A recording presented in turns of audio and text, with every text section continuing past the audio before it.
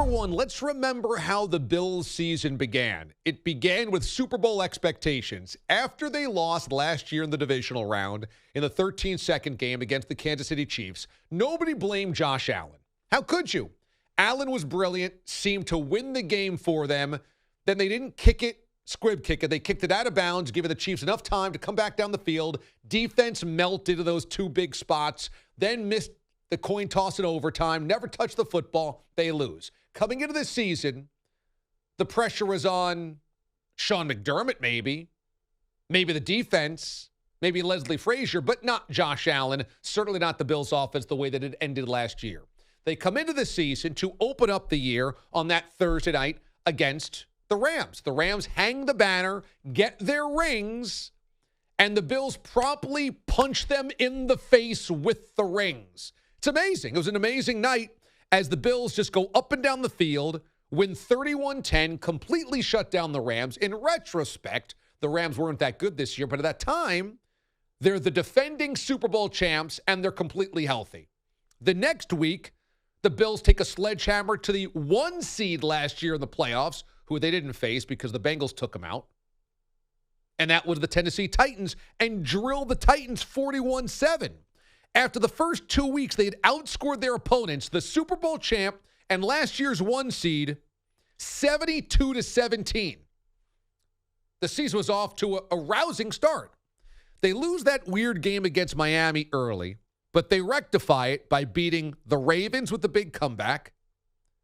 They beat the Steelers like a drum, and then go to Arrowhead and win, remember, on Sunday night. Or was that a Sunday afternoon? I forget. Either way, they end up going 6-1 to begin the season, and they've beaten the Chiefs, the team they lost to last year, the Ravens, one of the best teams of the AFC, the defending Super Bowl champs, and last year's AFC 1 seed. Plus, in there, they beat the Packers, and we didn't really know how bad the Packers were going to be this season. So everything at 6-1 is cruising. Then weird stuff happens. They lose that bizarre game to the Jets where Josh Allen looks terrible and he injures his elbow.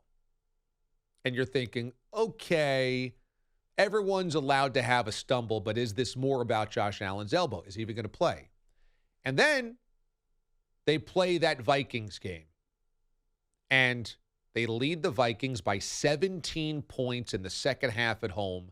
They have Kirk Cousins, Dalvin Cook, and Justin Jefferson dead to rights. They lead by 3 scores at home, outdoors. Cold, damp, dank day. I was there against a dome team, a finesse team, a no-defense team, and you're like, they're going to end up at, it was going to be 7-2 after that game. And again, looking like one of the best teams in football. And they collapse in that game.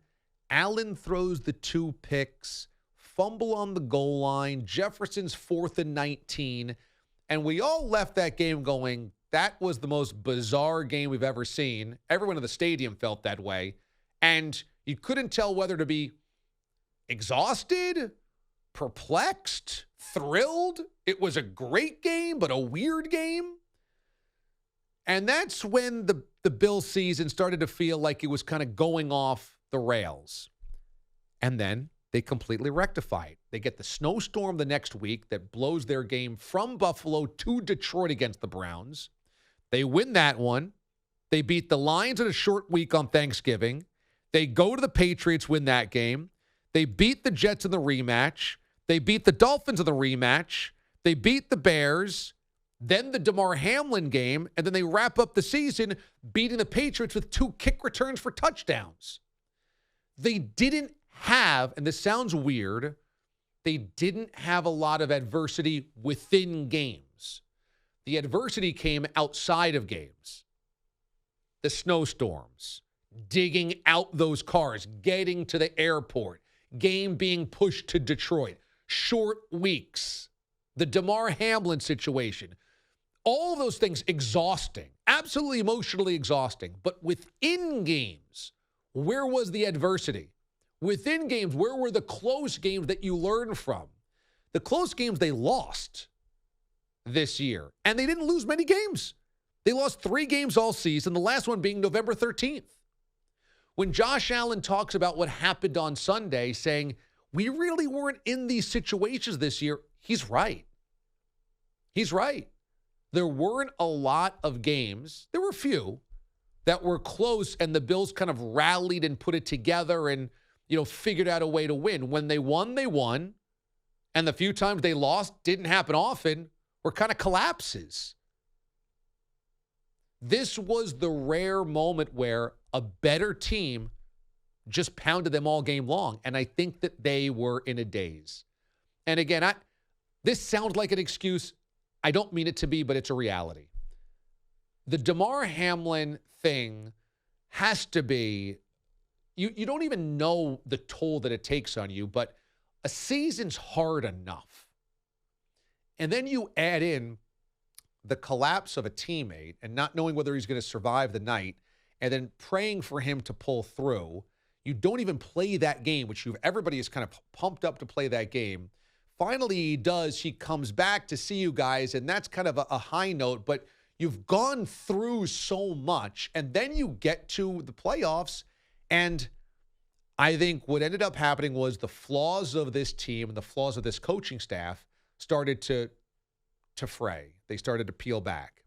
And the fact that, and some mistakes by Josh Allen as well, but the fact that the Bills could blow a 17-point lead to Skylar Thompson at home was a bad omen.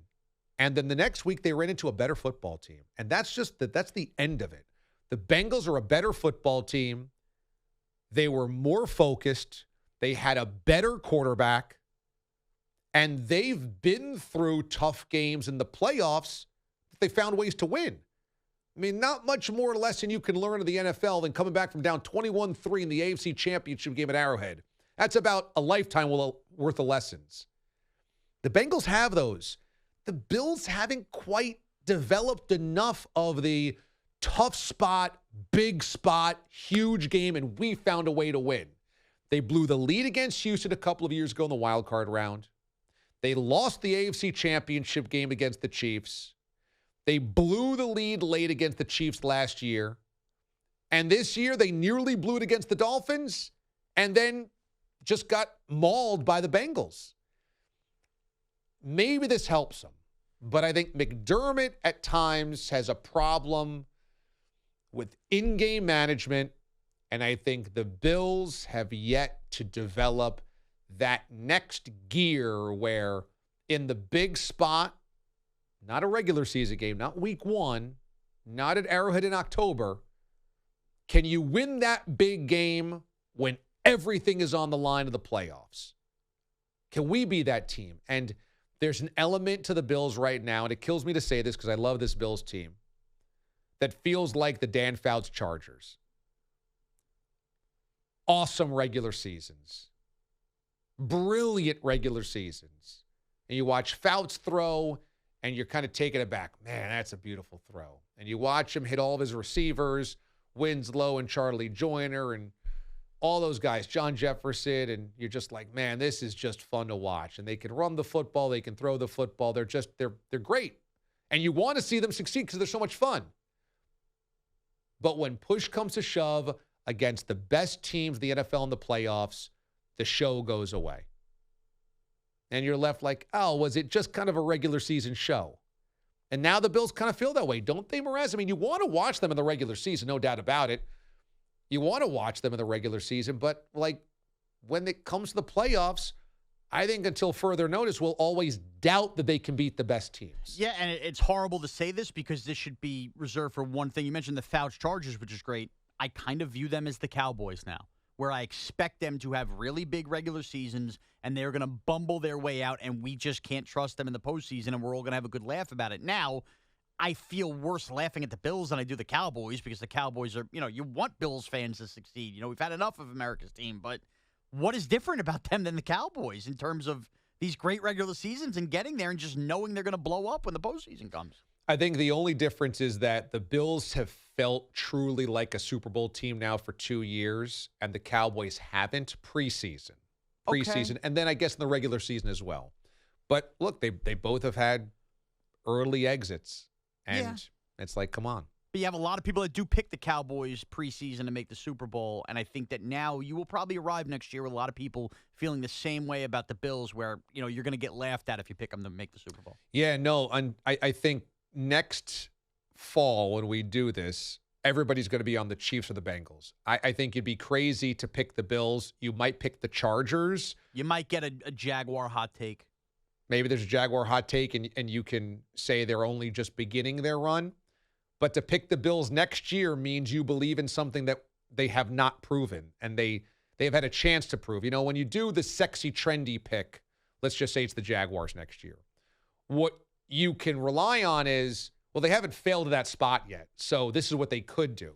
With the Bills, you can't say that. They've failed multiple times in that spot. Right. There's enough of a track record now. It's not a one-off where the expectation is they will fail. Yeah. And, they'll be a really talented team again next year. They'll be the best team in the AFC East again.